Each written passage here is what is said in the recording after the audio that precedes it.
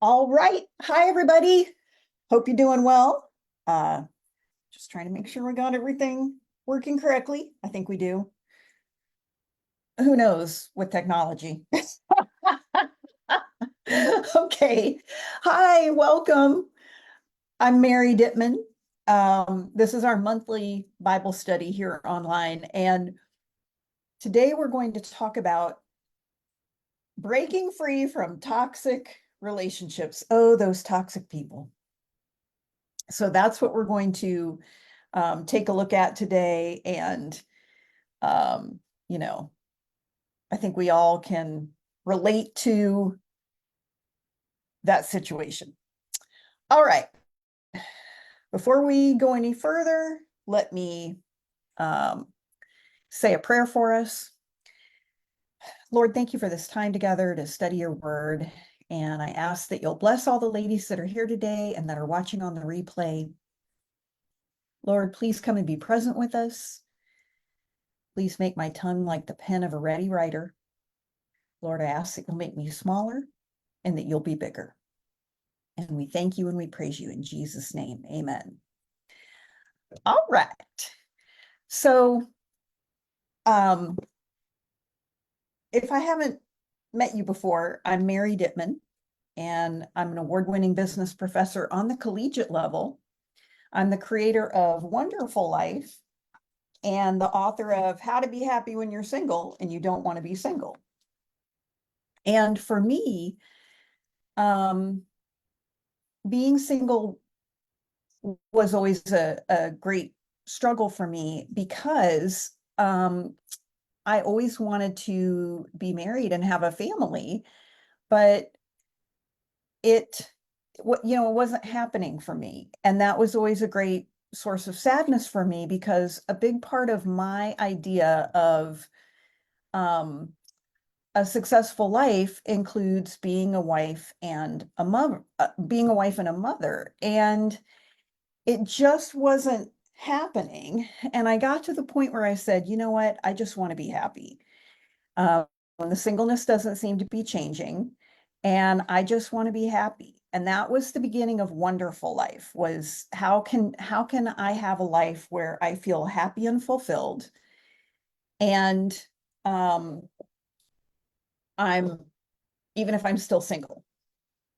Now, my preference would be to not be single, but I believe that as single women, we can be flourishing and happy and fulfilled.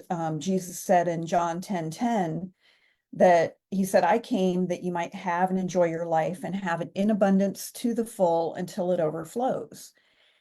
And it doesn't say when you get married. Now, I do believe that it is God's will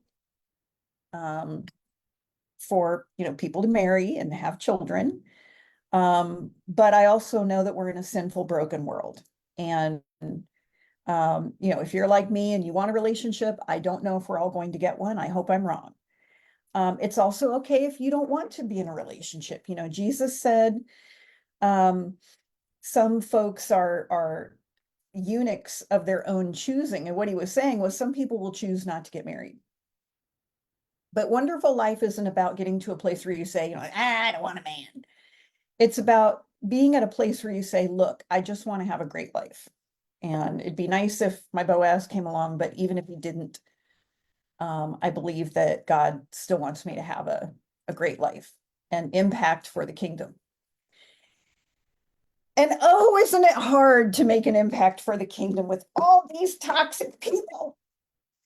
And honestly, I don't even like that term, toxic people.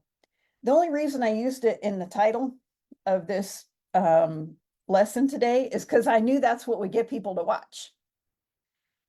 But I think I've just noticed a trend where it seems like more and more we've just decided if we don't like somebody's personality characteristic, or if they did something we don't approve of, well, they're just toxic.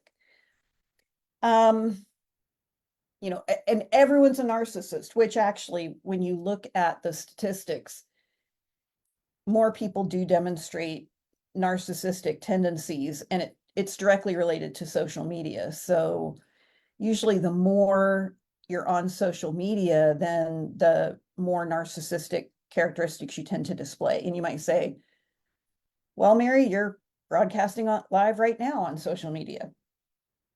And I would say yes. I don't think I score high on narcissism. Who knows? I mean, but I can guarantee there are people who would say like, she's just so toxic.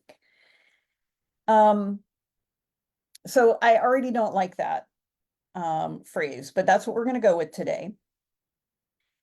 And so let's break this down, because if you think you're going to get away from toxic people, you're crazy. Now, I teach you at a university, and if you want to get a degree from our university, you have to take English 101. You don't have to take it at our school. You can take it somewhere else. If you decide that you don't even want to be at our school at all, you can go to a different school. But you're going to end up taking English 101, no matter where you are. And that's how I see a lot of life's lessons. And maybe you've had this experience, like you're in a job and you hate your job, you're just miserable. And then you leave, you get a new job and you're happy there for about 3 months. And then a year into it, it's just the same stuff over and over. Or if you've, been married, or if you've dated, you look back and you're like, it's like the same men over and over and over.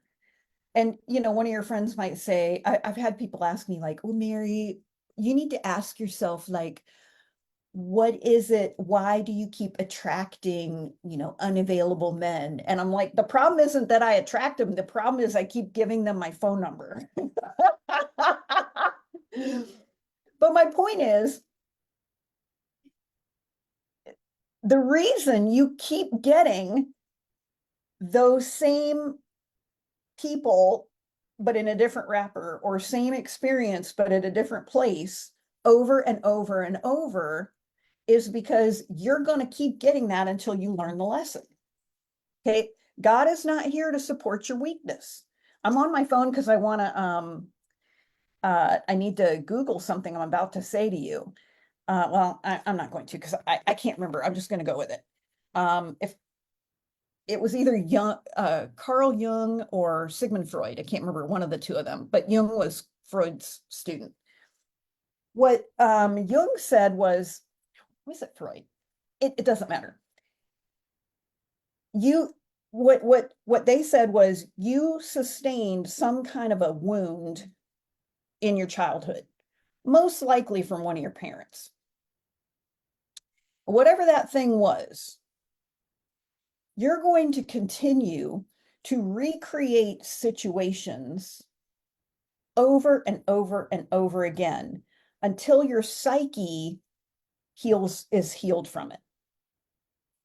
And I think there's something to that. We tend to find ourselves in the same types of situations over and over and over again until we finally go, oh, maybe I shouldn't do that anymore. So what I've learned for myself is I'm just gonna, you need to eliminate the toxic people from your life. That's fine. You can do that. But don't worry, someone else is going to come in, because God is not here to support your weakness. And until you learn that lesson, you can keep taking the class over and over again. All right. Now, I just want to eliminate something from your vocabulary. I've eliminated it from mine. And by the way, this is kind of a difficult meal to serve, but I've had to eat it myself. Okay. This whole idea of being a people pleaser. I said that to somebody one time. I'm like, well, I'm just a people pleaser. And she looked at me and she was like, no, you're not. You're selfish. And I was like, oh. And she said, you're not hung up on trying to make other people happy. What you're trying to do is avoid how bad you feel when they're mad at you. And I was like, you know what, that's right. And by the way, this is a huge problem that we see right now with Gen Z. Generation Z. I'm teaching them 5 days a week in the classroom. And let me tell you something. One of the biggest problems that they have is their parents want to be their friend because their parents can't stand how bad they feel when their child is mad at them. So they'll do anything to, and it's really selfish. So then you get a child, by the time I get them, they're 18, 19, 20, they're an adult. And they've been surrounded by people who just, don't ever want them to be upset. Well, you can imagine how well that goes in my classroom. So we need to start, let's be honest about this people pleasing thing. Because really what people pleasing is it's not about, I want you to be happy. I want everything to be good for you. What it really is I want you to approve of me. And I can't stand it if I think you're mad at me. I just want you to approve of me and think I'm good or maybe great. And then in order to get that approval, I probably am going to be inauthentic. I'm not really going to be myself. I'm not really going to be honest. I'm going to do what I think you want me to do just so I can get you to be okay with me. And so I'm really being a fake. And people pick up on that. And then for whatever reason, they don't like you. And you're like, I just don't understand. Well, I mean, I guess the good news is it's not that they don't like you because you're not really being you. But the reason they don't like you is because you're being a fake. And they may not know what it is. They may not say like Mary, I feel like Mary's a fake, but they might just be like, I don't know, there's just something about her. Just I don't like her. She's weird. See? So let start to I want you to start to think about when you want to say like I'm just a people pleaser. Let's really, dig a little deeper. All right, now that I've already told you that, let me hit you with the 1-2 punch. All right. Don't leave. You are the toxic person. Oh, no, I'm not, Mary. You don't understand. I guarantee it's you. I'm like, oh my gosh, she didn't just say that. I can hear people hanging up, getting off the call all over the place. Here's what I mean by that. The problem in whatever the relationship is how you're thinking about it and how you're responding to it. So I used to be in an organization and it seemed like it was like all these hoity-toity women and then us regular girls. I wasn't in the clique. And I was out one day with a friend of mine somewhere, and one of the popular girls, we ran into each other, and she said something along the lines of, I thought she said, oh, every time I see you, like we're both eating because we were at a restaurant. Well, apparently, maybe what she actually said was, every time I see you, you're eating. But I didn't hear it like that. Well, my friend did, and he got offended on my behalf, and he made some kind of catty comment to her, and I was just oblivious. And when she walked away, he was like, I cannot believe you just let her talk to you like that. And I was like, what? And he recounted the exchange from his perspective. Okay, now I didn't even hear it that way, but I can promise you every time from that moment forward, when I interacted with her, I was, I felt like, oh, I guess she's, going to be mean to me again. And I don't know, maybe that wasn't fair. I'm not sure, but it was his thoughts or my thoughts about it. That was really the problem. Okay. I know you've had this happen because, like, for example, if you've ever had someone after you've been with them and that later they come back and they're like, oh my gosh, I feel so bad. I'm so sorry if what I said offended you. And you're like, what? Like you have no clue what they're talking about. But for some reason they heard something a certain kind of way and you're like, no, I didn't even think about it. and they've got themselves all tied up in knots about it. Or sometimes it's been the other way. Like you said something, had no clue what you said, and it offended them. And you're like, I didn't even mean anything close to that. So, and I was coaching a girl a couple weeks ago, and she was talking to me about something she was going through at work. And her manager does something that's really irritating. And I agree with her. It is totally irritating what the manager was doing. And she's not in a position, and most of y'all have enough experience to know you have to be really careful about talking to your boss about something they do that bothers you. Um, that's that you got to tread lightly. And it wasn't something like harassment. It wasn't, it was just an annoying, rude behavior. Okay. And what I said to her was, I said, okay, she's not going to change. And I don't, you can say something to her, but I don't recommend that because she's not going to change. And I said, wouldn't it be better if it just didn't bother you? And she was like, oh yeah, that'd be awesome. I said, okay, then that's what we have to work on, is how can you change your thinking to where this doesn't trigger you so much, where it doesn't annoy you so much. And when I talk about your thoughts about the person, and listen, you might be saying, well, no, you don't understand, Mary. It's not, I don't think this or that. They actually did this, and this. I get it. I hear you. But if it's somebody that you still have to interact with, they're not changing. They're still doing the stuff. Why are you still upset about it? And when we talk about like um, cutting toxic relationships, it might be someone you haven't even spoken to in 15 years, but you're just mentally and energetically, emotionally still kind of plugged in there. I've heard people call it like soul ties, or I don't know, but that's what we're going to talk about today, because we've got to stop it. It's completely counterproductive. So just in general, with relationships, I do think we need to be aware of our expectations. We expect a lot from people, and it's not always fair. In 2020, when everything really shut down, I, for the first few weeks, I liked it. I was kind of happy to have some time off from work, but I started to get very lonely very quickly. And, none of my friends wanted to do anything because they were all nervous. And my family out in California, obviously very nervous, and they were really shut down out there. And I was having a lot of fear around, like, am I ever going to see them again? And I usually like to go visit them in the summer. And I was just, I don't know, I was having a hard time. And I was kind of like,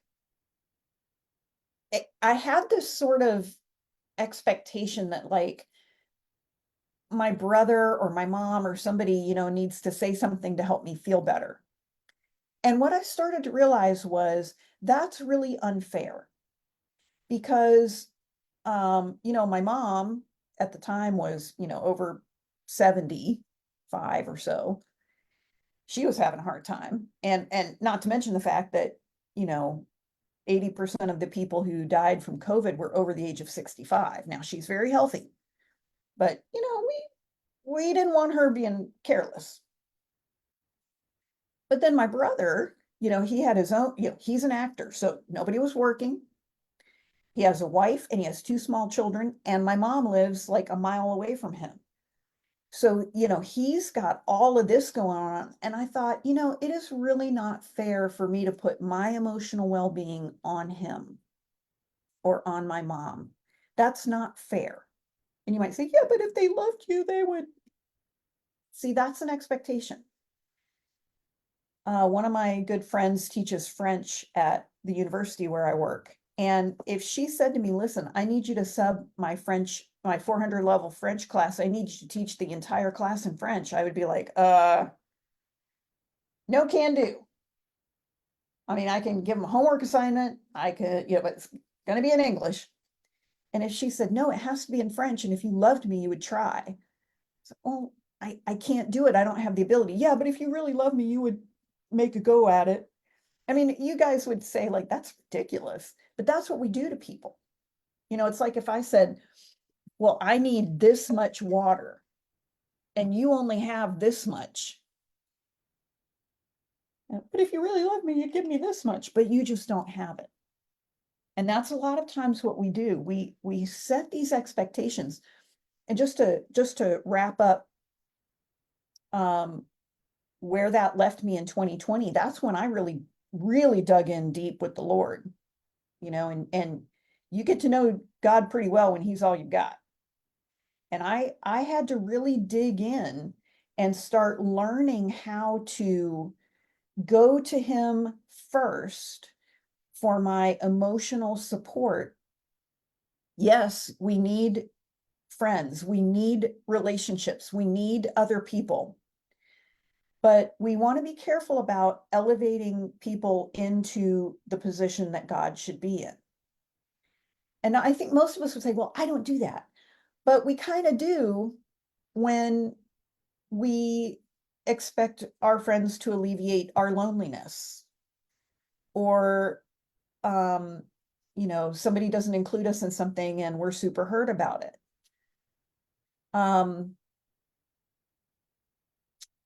I think that one of the things where I've tried one of the things I've been trying to work on for myself has been putting more energy into godly relationships. So how you have a godly relationship is that other person points you towards the Lord. And they help you grow your faith. So there's nothing wrong with, if I called up one of my girlfriends and said, something happened at work and I got my feelings hurt and blah, blah, blah. And if she were to listen and say, I can see where you're coming from. And, and then she might say, listen, have you prayed about it? Have you prayed for that other person? Would you like to pray right now? But if it's a friendship that you need that person to be okay, or you need them to say or do something in order for you to be okay, that's a problem. I don't know if you've ever had anybody do that to you. I've had it done to me and it doesn't feel good. People who get mad at you because, well, you didn't say this, or you did say that, or you should have done this, or why did you do that? Or, if you were my friend, or if you cared about me, you would have blah, blah, blah. And you didn't like my post on Facebook, and you didn't, send me a birthday card or whatever. And it doesn't make you want to be friends with that person when they are putting in all these rules of how you should be. I got a little offended with somebody earlier this year because we were at lunch and the person was telling me all about this big party they were throwing, but I wasn't invited. And I left and I was kind of like, well, why would they invite me? I thought, well, with that attitude, why would they want to? And I really had to get honest with myself and say, what, they don't owe it to me to invite me to anything. And frankly, if I was supposed to be invited to that party, the Lord would put it on their heart. That's what God did with King Artaxerxes in the story of Esther. He kept the king up all night long. King couldn't sleep. And it says the Lord kept him. Well, it doesn't say that. Esther's the only book of the Bible that doesn't mention the word God or Lord anywhere in it. So the king couldn't sleep, and he calls for the book of his reign to be brought to him and read to him. And that's when he sees that, Mordecai needed to be honored. So, God can keep the person awake. And that's what I focus on now, is that, well, if and if I love my friend, why am I mad at them if they're not including me in something? Why do I think I should be included in their plans? Okay, so let's get into this. Okay, well, great. So what are we going to do about it? Like, how can we get past the, because sometimes you feel like you're just like tied up with like fishing line or something. Like you can't get away from it. You can't get off of it. You're like, oh, I just wish I didn't care anymore. I wish I didn't think about this. So here, let's deal with that. Number one,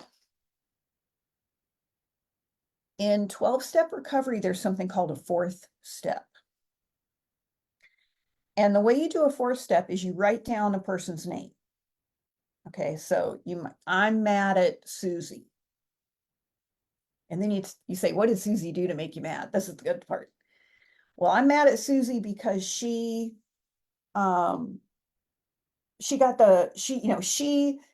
cheated at work and she got the promotion that I deserved. And then you say, well, how did that affect you? Well, it affected my finances because I didn't get a raise. It affected my self-esteem because I didn't get a promotion. It affected me socially because, other people, maybe she told lies about me or something, and other people have, whatever. Now that part's all really fun. But the power of this fourth step is then you say, what did you contribute to the situation? Oh. Now, by the way, I was doing one of these one time and I said to the person, and they said, well, what did you contribute to the situation? I'm like, nothing. And they said, call me when you've completed this. That's never the answer. The answer is now, okay, if you're dealing with abuse from when you were a child, okay, that's obviously you didn't do anything to contribute, okay? But I could make the argument that if you're a grown adult now and you're still carrying resentment from what happened when you were 8, then what you contributed is let's say from 18 until now, you haven't addressed it. Okay, so it's never your fault as a child if something happened to you. I mean, even as an adult, we've all been through some things where we weren't at fault. We're in a sinful world, and sometimes you are on the receiving end of consequences that have to do with somebody else. But if you don't deal with it, you become complicit. Okay, you go from being a victim to a participant. I used to be mad at my dad for, he did this and he didn't do that. No. And then I finally realized one day, I was like, well, and I extended it because, my dad was very generous and he helped me in college. So I said, all right, well, I lived under my dad's roof for 22 years, meaning he financially helped me, let's say until I was 22. And by this point I was like, 25, or excuse me, I was, 47. So I'm like, well, it's been, 22 years under his roof and 25 years on my own. So who's really responsible here? Me. I've been on my own longer than, I've been responsible for me longer than my dad was responsible for me. So the blame really lies with me. I need to resolve this. And the reason that this matters, and listen, the question isn't, are you right? The question is, do you want to be right or do you want to have peace? Because the two might not be, you can't have both sometimes. And here's why it matters. In Psalm 37, David says, do not fret because of evil men or be envious of those who do wrong. In verse 8, he says, refrain from anger and turn from wrath. Do not fret. It leads only to evil. Fretting is worrying, and they did this and they did, and it's not fair, and they owe me an apology, and what about da da da da, and everybody believes them and they don't believe me, and it's not fair, and when am I going to get some recompense, and that's fretting. And we're told in the Bible, it leads only to evil. Not, it could mess you up a little bit. It leads only to evil. When we fret and we're angry and we're resentful. One friend of mine told me, she's like, oh, I haven't spoken to my brother-in-law for 10 years. I'm like, dang, what happened? And it was something like they were at Thanksgiving and I don't know, she brought him a plate. He didn't say thank you, or I can't remember. It was something kind of innocuous like that. And yes, I will type it in the chat. Psalm 37, and just say verse 8. And he never apologized. And she's a Christian, and she told me, she's like, well, I'm just not speaking to him, and I will not forgive him until he apologizes to me for how he spoke to me. And I was like, he probably didn't even know what he did. He has no clue what you're upset about. And to decide, well, I'm not gonna forgive them until they admit what they did. Well, I'm really glad God doesn't do that to me. Because if he said, I won't forgive you until you can detail every single sin you've ever committed. Like, well, I know a bunch of them, but I'm sure, let's see, it's 2:30 Eastern time. How many sins have I committed today that I don't even know about? Can you imagine if every single day God said, you better apologize for everything you did yesterday. And if you leave anything out, I'm gonna get you. We'd be in trouble. That's what we do to other people. And forgiveness isn't saying that they didn't, that it's okay what they did. Forgiveness is saying the root word of forgiveness in the Hebrew, that word forgiveness means you owe me money and I let it go. Okay, so it'd be like if Debbie owed me $300 and I just said, you know what, don't worry about it. It's done. Just, you don't owe me the money. Just forget it. Okay, now here's what that word means. It means I don't keep bringing it up. Well, now you know, Debbie, you did owe me $300, but I let that go. And I don't tell everybody about it. Well, Debbie owed me $300, but I told her she didn't have to pay me back.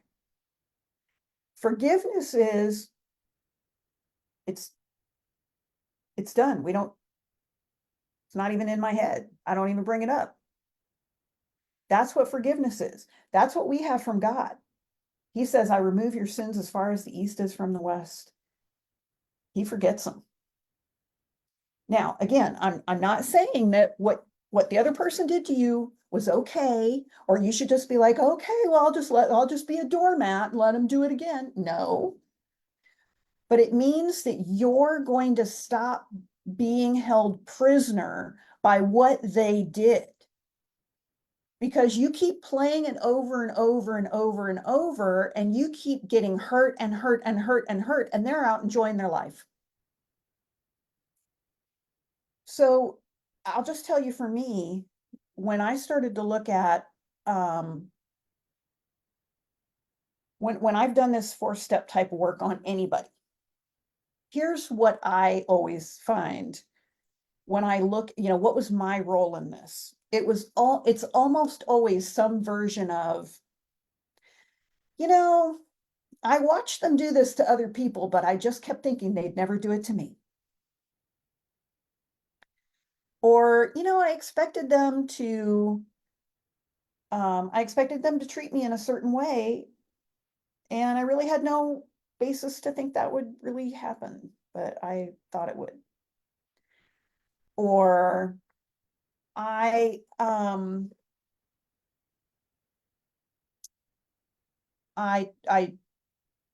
maybe I put too much trust in the friendship that wasn't warranted. I didn't know them well enough. Or here's my other favorite one with me. I did see a bunch of red flags. And I ignored them until the big thing.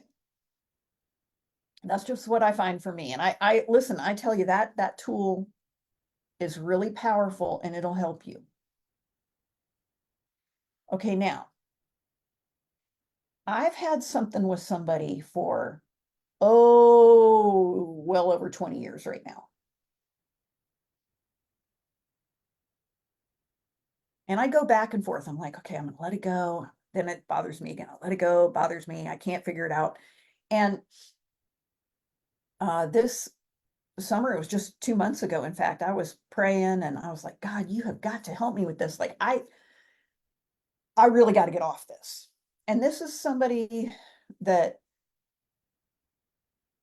is like, has legit done some stuff to sabotage me in my professional life.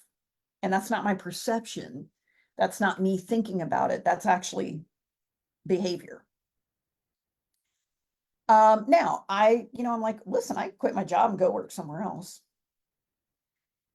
But going back to what I said earlier, if I don't resolve this issue, I'm just going to get it at the next place. And there are some characteristics with this person that I have identified that have been problems for me in other relationships. And that's why I was like, Lord, you got to help me. I've got to get this resolved. Now, when you have a problem with somebody, especially if you identify that it's kind of like, the problem I have with Sue is the same problem I had with, Jenny, and that was the same problem I had with Becky, and that was the same problem I had with Charlotte or whatever. Now, you've got a pattern there. That's what I was talking about with, Jung saying you're going to keep recreating the situation until you can get it healed. And most of the time, this wound is going to come back to something in your childhood, most likely one of your parents, most likely, or a sibling, somebody when you were growing up, something happened and you never got that resolved. And so I was praying about it, and I felt like the Lord said to me, okay, well, you need to pray for her. And I'm like, well, I really don't want to. And I felt like he said, how bad do you want to feel better? I was like, well, pretty bad. He said, well, guess what, Trixie? So I said, okay. Now every day I go for a walk, and that's my dedicated prayer time. I mean, I pray in the morning and I pray, but that's like my dedicated, like I'm gonna pray when I go for my walk. And I remember the first day I said, Lord, I'm gonna pray for so and so, but I just want you to know I don't want to pray for them. I don't like her. She's mean to me, and I'm going to pray that you bless her, but I don't mean it, Lord. And I don't really want you to bless her, but I'm going to ask you to bless her. And I want to mean it, but I don't mean it. But I'm going to pray for her out of obedience. And then, a couple days later, I got to the point where I could say, okay, well, Lord, I can thank you that, she's done a good job with this, and this, or I can, Lord, I know she's going through a hard time with something in her personal life. And I do have compassion, and Lord, please be with her and strengthen her. And, so I would every day, I'd pray, I'd say, Lord, I ask that you'll give her a strong, healthy body, that you'll bless all of her relationships. She'll bless everything she puts her hand to. You'll bless her home, her finances, her work, or this or that, bring restoration wherever she needs it. And for a long time, I didn't believe it. I didn't really feel that way, but I was like, I'm gonna pray it anyway. And then one day, as I was starting on my walk, I thought, you know, this I thought I had this wound wrapped up because I dealt with the person from my childhood where I think it started. But the fact that I'm bothered now by a different person, I'm like, it's clear I don't have the healing I thought I had. And I was like, this is actually really cool. because if I could get healing from this, like imagine how great all my other relationships will be moving forward. And then I was like, I could pray and I could say, you know what, Lord, I thank you for sending her to help me heal. And then I would pray and I'd say, Lord, I thank you that she loves me enough that she would want to help me heal, whether she knows it or not. And then I was really then I would get excited. I was like, Lord, I'm so grateful. I thank you so much for her, Lord. I thank you, Lord, I do want you to bless her because I'm so grateful that and that for 20 plus years, she has, because, I was like, when is she going to retire? And I'm like, oh, Lord, thank you so much that for 20 plus years, she has continued to be a thorn in my side because you are committed to me being healed, Lord, and I just thank you. And by the way, you're praying and Marianne Williamson says you pray for the person every day, 5 minutes a day for 30 days. One of two things will happen. Either you'll change or they'll change. Now, I don't personally believe they're going to change a lot, but you will change. And then the way you interact with them will change. And then it will seem like they have changed. And a lot of it is because the charge won't be on it anymore. And I think a lot of times we're down here and we're like, oh, that person, they just annoy me. Ugh, can't stand them. They're horrible. Like maybe you get assigned to a committee at church and that person that you can't stand is on the committee too, and you're like, oh. Or you go to a breakout meeting at work and they're sitting right next to you and you're like, and you get assigned to be partners and you're like, oh, can't stand them.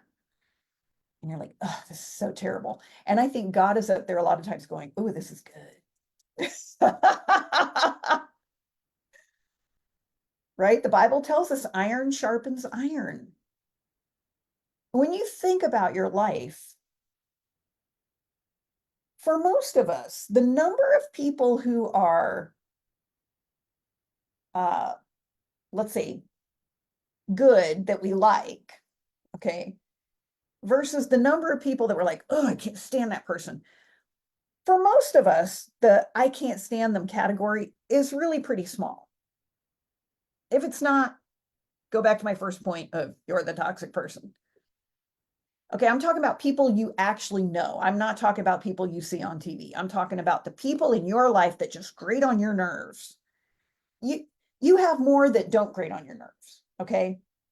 So the ones that grate on your nerves are not that many. And so in a way, they're special because they're the ones that can help you heal and change and grow. It's like what I said to the young lady I was coaching last week. Imagine if you could get to the point where you were not bothered by your manager's behavior, how much freedom you would have.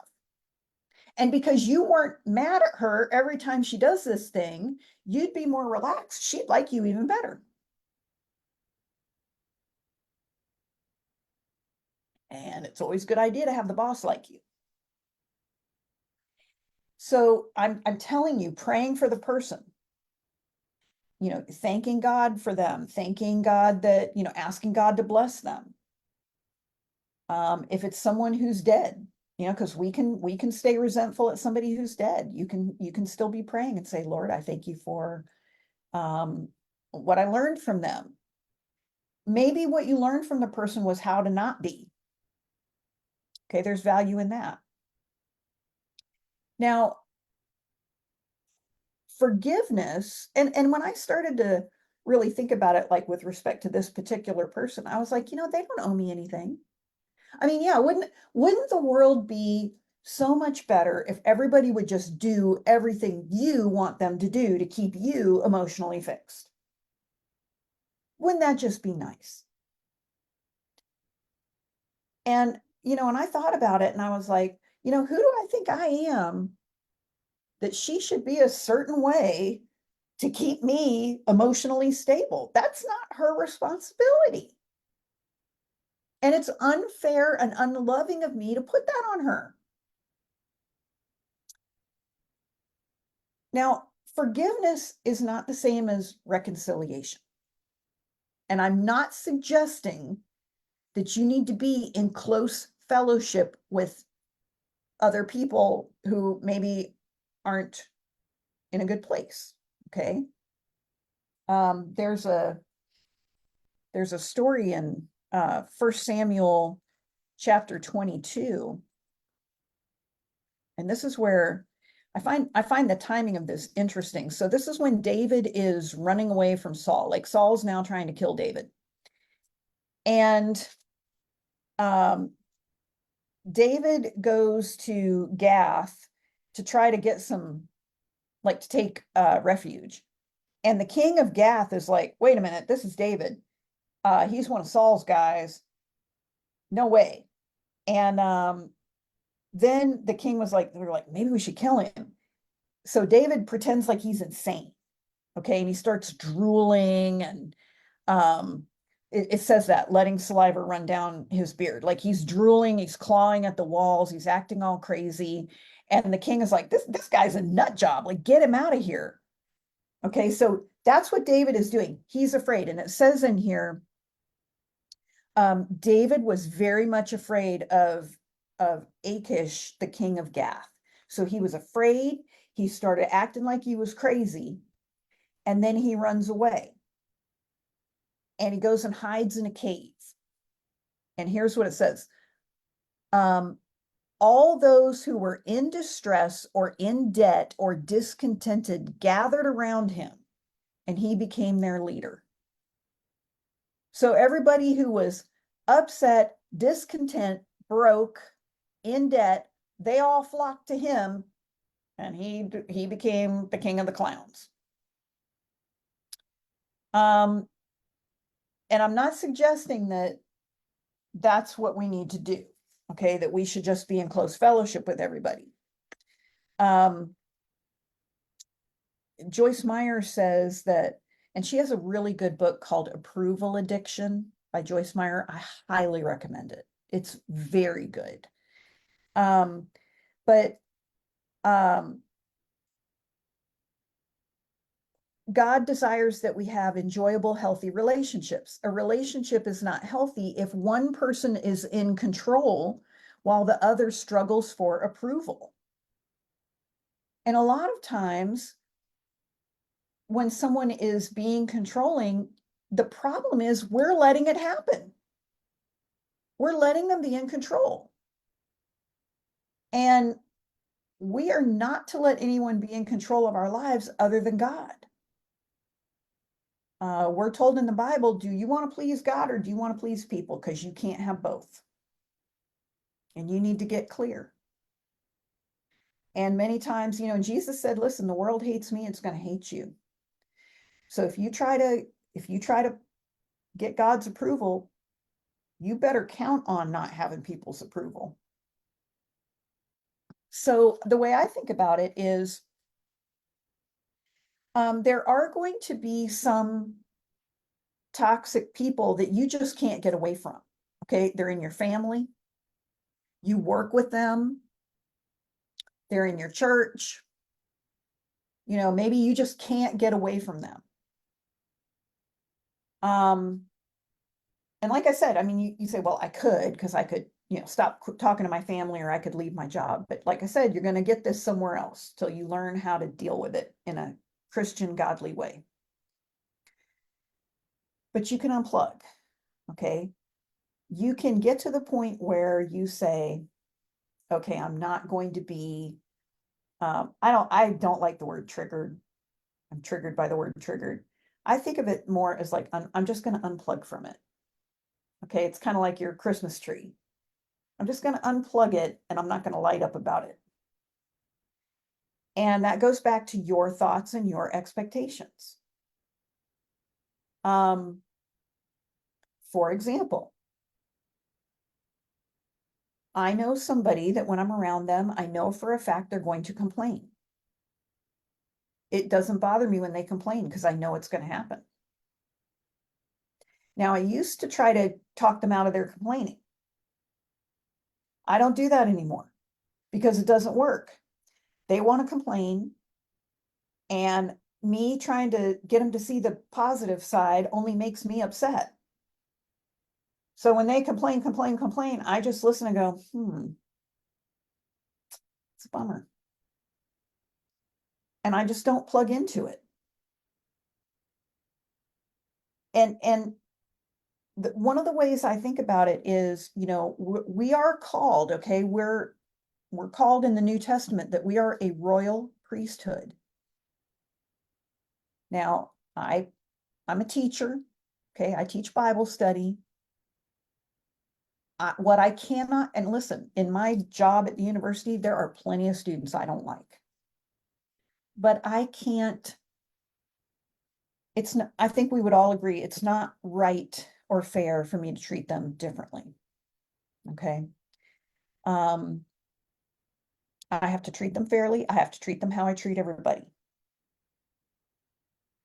Uh, wouldn't it be terrible if your pastor, because you didn't email him and tell him what a great sermon he preached last weekend, that this week when you come to church, he just told you to leave? Okay, most pastors don't do that. So I think of it like this. I will minister to everybody. I will teach everybody, but I don't have to be in a close friendship with you. Okay, I'll minister to everyone, but I don't fellowship with everyone. If you're a nurse, you're going to care for everybody. If your worst enemy was on the side of the road bleeding, if you're a nurse, you'd probably help them. Okay, you don't have to go to breakfast with them. So it's getting that straight in your head that I can be kind, and I can, unplug from it. Now, your second option, you may need to limit access to yourself. Okay. So maybe when you're looking at all this and you say, but I really do have a friendship that I kind of need to start to unwind from. And by the way, a good book, I've mentioned it before, is Friendish by Kelly Needham. It's very good. She talks a lot about godly friendships for women. And you may have a friendship where you say, you know what, like, here's how I know for me. I see the person calling me and I'm like, ugh. Or I get a text and I'm like, ugh, I guess I have to call them back. Or I find like if we're going to go do something, I feel like I don't want to go. And that happens enough times, that to me is a sign that I'm like, maybe this isn't a friendship that I want to continue to be in. And there have been friendships over the years that I felt that way, but I don't necessarily want to like ghost them or not speak to them anymore, because sometimes the drama of doing that is worse than um the drama of kind of staying in the friendship. But you can shift them from close friend to acquaintance category. And that's what I mean by limiting access. Okay. So maybe if you have someone like this in your life where you say like, I don't know, like being around them just, and every time they ask me to lunch, I feel like I have to say yes. Why don't you switch it up? Say, you know what, lunch is really hard for me right now. Why don't you come to my church with me on Sunday? Well, you ask somebody that who doesn't want anything to do with it, they'll quit asking you to do anything. Why don't you come to church with me on Sunday and then we can go get a cup of coffee, or we'll go grab brunch afterwards. But come to church with me. Let's go there. Or, hey, let's, come to Bible study with me, and, then we'll get a cup of coffee. You can stop being available. Stop being, when I talk to ladies and they're upset because, well, so-and-so keeps me on the phone for 2 hours. No, you kept you on the phone for 2 hours. If you don't want to be on the phone for 2 hours, then when you're ready to hang up, you can tell the person, hey, listen, I'm sorry to cut this short. I got to go. We'll talk again.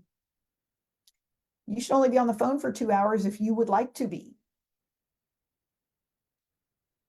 All right. So you start to limit access.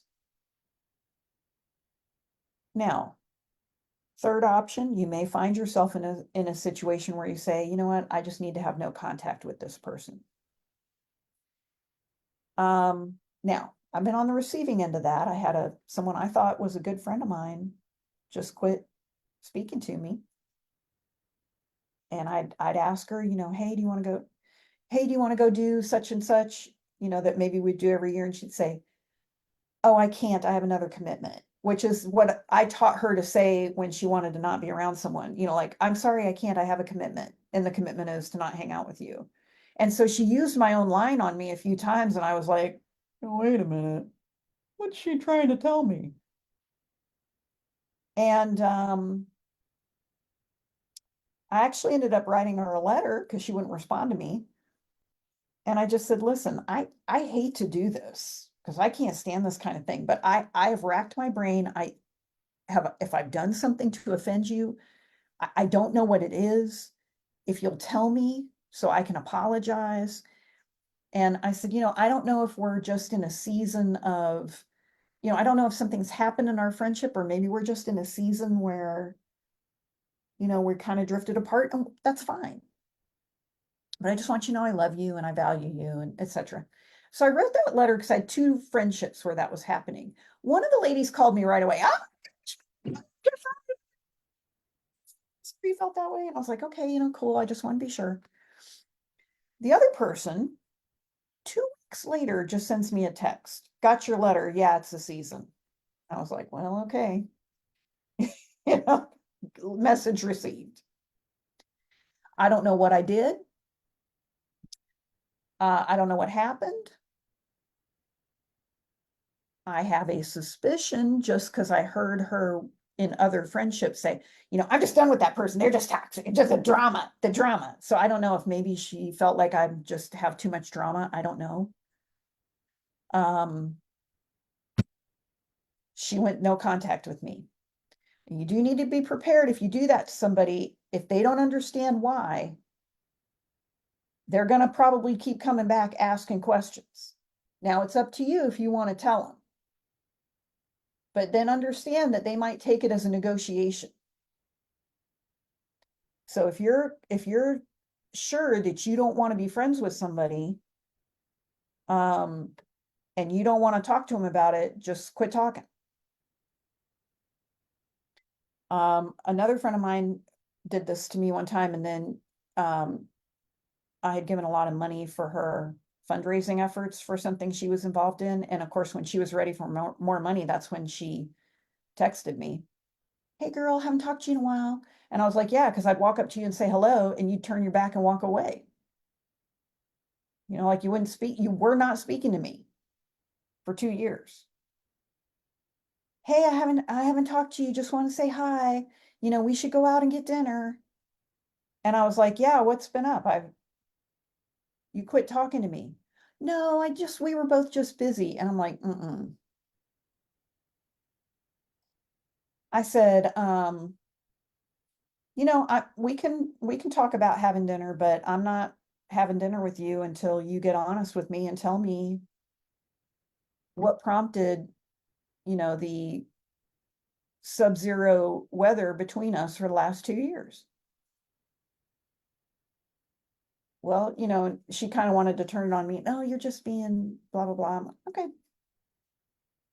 Then I went no contact. My condition was, I just need you to tell me what has been going on here. And she wanted to say nothing, like I'm all imagining it. So I'm not suggesting that if you have an unhealthy relationship with someone, I'm not suggesting you need to stay in it. There's a few ways to unwind from it. Okay. So for example, if this person at work who bothers me for 20 plus years, if they said, you and I should go get lunch sometime. And actually they did say that a couple years ago, we should go get lunch sometime. And I was like, great. Well, I never followed up on that. Frankly, neither did she. So I'm fine with that. But even if she said to me, like, let's go get lunch tomorrow. I would probably say, why? Why do you want to do that? Now, if she said, look, I have something I want to talk to you about, I would probably say, okay. But I'm very careful about getting into a friendship with her. We used to be friends. And the story that comes to my mind, when I still had my little miniature schnauzer, my next door neighbors, someone had dropped off a female pit bull. And I live in South Carolina. People do this kind of thing a lot. Like they'll breed these dogs for fighting. And then when they're done with the dog, they'll um, drop it at the side of the road. And it was a female dog. It was clear she had recently had puppies and she had been dumped on the side of the road. And my neighbor had found her and was trying to find her a home. And she just was the sweetest thing. And, I'd go out there and pet her and stuff. And I was telling my stepmom about it. My stepmom said, I was like, oh, she's just such a sweet dog. And I feel so bad for her. And my stepmom said, that's great. I want you to remember that dog is a pit bull. Do not let your schnauzer anywhere around her. High probability she'll kill your dog. Now I understand if you're, oh no, Mary, pit bulls are so sweet. Okay. And my stepmom told me, she said, I just want you to remember the nature of the dog, especially if she was being bred for fighting. And I figured she had scars all over her body. And that's what I think of with this person at work. So would I want to get back into a friendship with her? No, because I know what her nature is. Okay.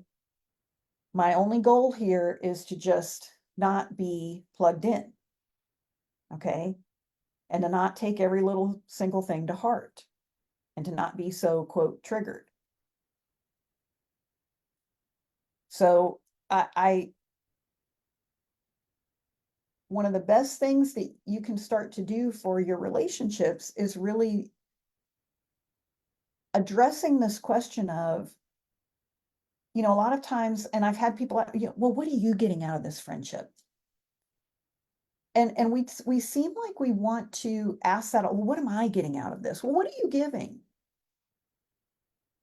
And when we start to think, like when I thought about my friend who wasn't inviting me to all her parties, I thought about it. I was like, well, I haven't invited her to anything. And is that why I want to be friends with her? So she'll invite me to her parties? If that's the case, then I'm using her. Or do I love her and I care about her and she's having a party and she wants to tell me about it and because she's excited about it, can I be excited for her? Or does it have to be, I'm offended because you're not inviting me and you should invite me? Maybe she's not inviting me because she knows I don't drink and it's going to be a bunch of people drinking. And she just kind of is like, well, I don't want Mary to be there because she might not really enjoy herself or whatever, you know? So start to think in terms of what are your thoughts and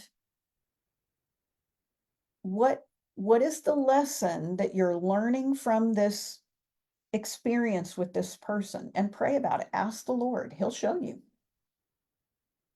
And you start praying for that person. And by the way, my person at work is not saved, so I pray for her salvation. I pray that the Lord will send her people who are saved to witness to her. It may not be me. I don't know that she wants to hear anything from me, sadly. But doing that fourth step, looking at what are you contributing to your own pain? And why are you so focused on that person? And shifting that focus onto where it needs to be, which is God. Okay, your relationship with the Lord. He's El Shaddai, the all-sufficient one. He says, hey, you need a friend, I'm your friend. You need a husband, I'm your husband.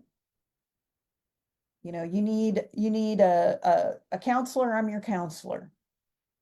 Okay, now I'm not saying that he doesn't send people to do those things for us, but we're supposed to go to him first, and then he'll send us what we need. So I hope that something in this, um, try one of these tools. Just see how it works for you. And then I would like it if you would, get back in touch with me. You can find me on social media. You can find me on my website. And let me know what's working. I did mention my book, How to Be Happy When You're Single and You Don't Want to Be Single. It's available on Amazon. I like a paperback. I'm old fashioned, but it's available on an ebook as well. So that's on Amazon if you want to check that out. Our next study is going to be, I do this on the first Saturday of the month. It'll be August 3rd. We're going to talk about feeling complete. Like, I think a lot of times for me in my life, many different times, I've just felt like I wasn't whole, or like I don't, I'm not a complete person. Something's missing. I don't know. So we're going to talk about feeling complete.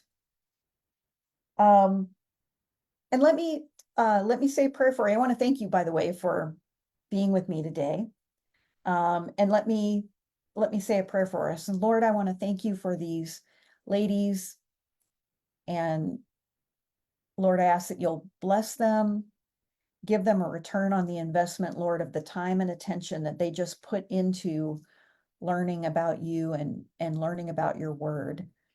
And Lord, that you'll give them answers, that when they ask you what is the lesson that you would have them learn, that you would answer them clearly and quickly and start to bring healing, Lord.